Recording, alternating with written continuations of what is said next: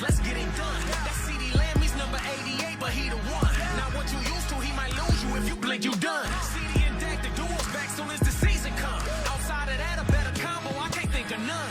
Breaking news, he brought back Zeke too. If he can regain that magic he had, he gonna be lethal. Just watch his tapes for a preview, let's hope we get the sequel. And run it back like we used to do it, Dallas needs you. Trayvon Diggs, Michael Parsons, and Deron Bland. That defense is Dallas brand, and it's on command. And now that we know that we can, then it's on demand. Get Lombardi in Dallas's hands is the only plan. Dak Prescott, we will not see him in the matchup later today here on NFL Network as Cowboys take on the Rams. Los Angeles also sent potentially a couple of their starters as well, though we do expect to see Jimmy Garoppolo for what that is worth. Some news around this Dallas Cowboys team. Our NFL Network insider Ian Rapoport is with us right now. Ian, there's always urgency around Dallas trying to win and get to the big game in the Super Bowl. How much urgency is there in terms of the CeeDee Lamb potential contract extension? Of course, you're referring to the words, sort of now infamous words of Cowboys owner Jerry Jones saying he didn't feel a lot of urgency, no urgency to get the CeeDee Lamb contract done, which of course led to the NFL get. It's just a matter of when the Cowboys decide to do it. But of course, while there's no urgency, the clock is ticking as it pertains to fines. $40,000 per day for CeeDee Lamb, plus by not being there today for a game, he does get fined a game check, which is all significant, could be in the millions. However, because he's on his fifth-year option, because he's still in his rookie deal, those fines can be rescinded if the Cowboys end up doing a deal with CeeDee. Okay, and coming up in just a couple moments, we'll get Baldy and Steve's take on some of the distractions around this Cowboys team. But let's get some other injury news here as it pertains to Hollywood Brown. What's the latest there, Ian? A concerning injury from Marquise Hollywood Brown, the new receiver for the Kansas City Chiefs, played one play. Literally one play, you're seeing it right there. Montaric Brown tackled him to the ground. Hollywood Brown suffered a sternoclavicular joint dislocation, a dislocated SC joint, which is actually more similar to, or more associated with a car crash. That's the kind of injury he spent the night in the hospital, was released this morning. When former Chiefs receiver Tyreek Hill had this injury several years back, he missed 4 weeks.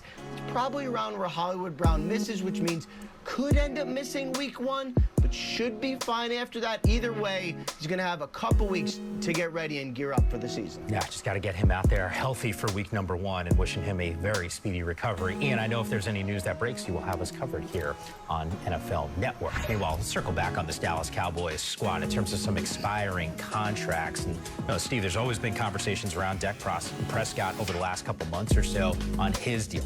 Ian just gave us the latest on CeeDee Lamb. By the way, I should also throw out there, Michael Parsons has got at least a little bit of time remaining on this contract. So you tell me, man, like how much of a distraction, how much does this impact the locker room ahead of week number 1?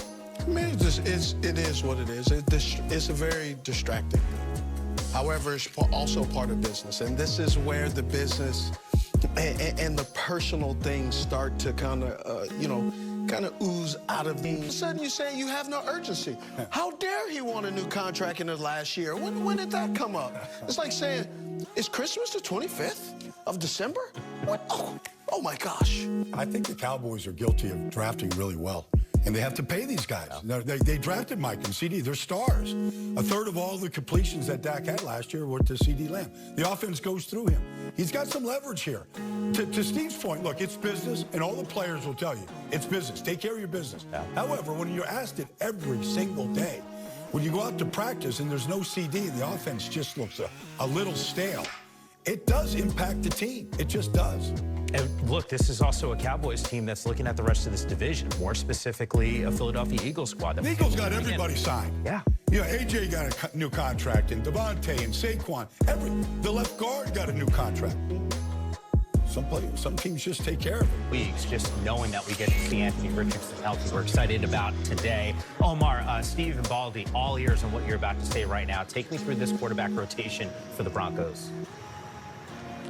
Well, Jarrett Stidham's going to start. Sean Payton citing Stidham's experience for that. And Bo Nix is going to start next week against the Green Bay Packers. You see Nix there and Stidham. Nix going through an extensive pregame workout with the trainers, stretching and running, preparing for his NFL debut.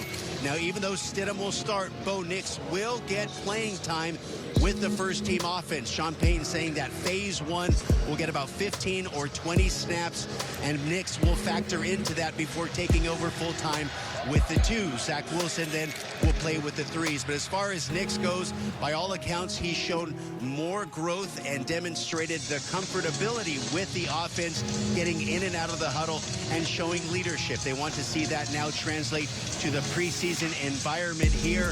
Offensive coordinator Joe Lombardi told me that as far as Nix goes, they want to see him continue to make those good decisions when the play breaks down and play in the unstructured environment here in the preseason versus the Colts. So a lot to get to with that Broncos quarterback situation, one of the few true quarterback competitions happening in the NFL right now. Yeah, we'll see how this thing unfolds later today. Omar, I know you're not done with us. We will check in with you in just a little bit. And as Omar's giving that report, Baldy, I kind of saw you on the side there kind of writing some notes on what Omar was saying. Well, a couple things that he said that I think are important. One, this is a quarterback competition. And, you know, the fact, look, you can only evaluate your starting quarterback, to me, with the other starters, your starting offensive line.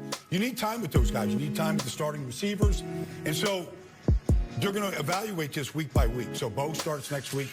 Jarrett starts today. But the fact that Bo Nix is going to get reps with the starting offense is important because, you know, if you got your second or third team offensive lineman out there, your quarterback is going to have a hard time, period.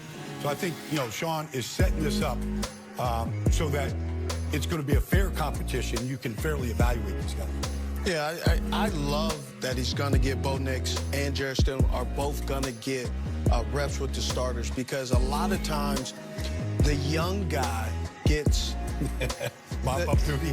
Well, sometimes the young guy gets this unfair advantage, or you call, or at sometimes as veteran players, we would say you are really manifesting success because all of a sudden you're going against the threes and the fours. Some of these threes and the fours, by next week, they won't be on your team. And so now you have some evaluation. It's throw versus throw. It's play versus play. You throw to Troy Franklin in college. Now Stidham is throwing to Troy Franklin in college. Who throws a better placement of the ball? Who throws an on-time route? Who makes the adjustments at the line the correct way? Who calls in the play? Just everything that when we look at the Denver Broncos last year, when you see what Russell Wilson struggled with, which is getting the play in, being on time, staying on schedule. Now you have all these guys, and you look at the list of things that was not good, that weren't good, and you go, hey, can you guys improve compared to what we had last year? You know, one other side note with all this, Steve, is the Broncos also have a battle at center. So normally your starting quarterback is with the starting center, but they have a battle at center right now. They released their center, Lloyd Cushenberry, left in free agency. They've got two guys battling so that while you're looking to play your starting quarterback with the starting offensive line, they're also evaluating that center position, which is super important with any. Hướng dẫn cách làm một chiếc vòng tay mang tên của cầu thủ NBA, đó là Jaylen Brown như thế này nhé. Các bạn bắt tay vào làm cùng tôi nhé. Hôm nay mình sẽ hướng dẫn các bạn cách làm một chiếc vòng đeo tay mang tên của cầu thủ NBA Jaylen Brown nhé. Nguyên liệu của mình cần có đó là kim. Mình sẽ sử dụng cái kim sâu hạt như thế này nhé để mình làm. Cái kim này nó sẽ có hai đầu đều nhọn và phần giữa thì có thể tách ra được. Đây, tách phần giữa ra được nhé. Đấy, và đặc điểm nữa đó là kim này nó sẽ có độ uốn cong được. Mình dùng để mình sâu vào nhé. Mọi người không dùng kim thông thường. Cái kim khâu thông thường nó cứng này, nó không có độ uốn lượn như thế này, cũng như là nó có cái chun kim rất là lớn, không thể chui qua được những cái lỗ của những cái hạt này để sâu đâu, nên là mọi người không dùng kim khâu thông thường nhé. Rồi và các bạn chuẩn bị cho mình kéo nữa, mình sử dụng kéo để mình cắt cái dây sâu vào, hoặc là các bạn dùng dao lọc giấy cũng được này, hay là kềm bấm rồi kéo bấm chỉ, nói chung là cái gì sắc mà cắt được dây thì mọi người dùng nhé. Các bạn chuẩn bị cho mình cái dây để buộc này, mình dùng dây cước như thế này nhá, loại dây cước co giãn. Đấy, cái loại dây cước co giãn này thì mình làm vòng xong đeo nó sẽ rất là êm và thoải mái. Ở đây mình sử dụng là cái cước trong nhá, thì mọi người có thể là sử dụng sang các cái loại cước khác, ví dụ như là cước màu ấy, có nhiều loại lắm. Hoặc là mọi người nếu mà không thích dùng cái loại cước co giãn giống mình ấy, thì các bạn có thể là thay thế bằng những cái loại cước khác cũng được, cước cứng cũng được nhé. Rồi, và mọi người sẽ chuẩn bị cho mình hạt để làm. Đây, mình sẽ sử dụng cái hạt như thế này, rất nhiều hạt màu sắc rất là đẹp đúng không mọi người? Đây. Từ màu trong đến màu đục, từ màu nhũ đến màu lì, và rất là nhiều hình dáng, vuông, tròn, trái tim, ngôi sao, rất là nhiều. Mình dùng để mình sẽ làm thành cái chó đẹp ấy. Và các bạn cũng sẽ chuẩn bị cho mình cái hạt mang các cái chữ cái như thế này nhé. Đấy. Tại vì là mình làm đây một cầu thủ NBA ấy, nên là sẽ cần có hạt chữ cái như thế này mới viết được tên. Thì ở đây mình chuẩn bị là cái ô, cái khay của mình nó chia nhiều ô ấy, thì mình sẽ chia chữ cái vào đó. Mình chia chữ cái vào mỗi một chữ và một ô riêng biệt. Thì khi mình lấy ra thì nó rất là đơn giản, rất là dễ. Đấy, mình không phải tìm nhiều. Mọi người không trộn chung vào nhá, không trộn chung tất cả vào một hộp. Tại vì nếu mọi người trộn như thế thì nó sẽ rất là rối mắt, mọi người tìm rất là lâu. Rồi, giờ mình sẽ bắt tay vào làm. Đầu tiên mình sẽ sử dụng cái phần dây này, mình sẽ lấy một đoạn dây kích thước thì mình sẽ đo vào cổ tay,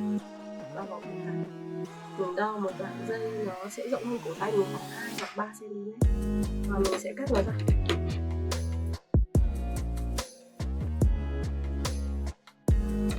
Rồi, mình được cái đoạn dây thích hợp này. Tại vì mình còn phải chừa ra cái phần mình sẽ buộc lại, nên là mình sẽ phải làm nó dư ra như vậy. Rồi bây giờ mình sẽ sâu kim vào.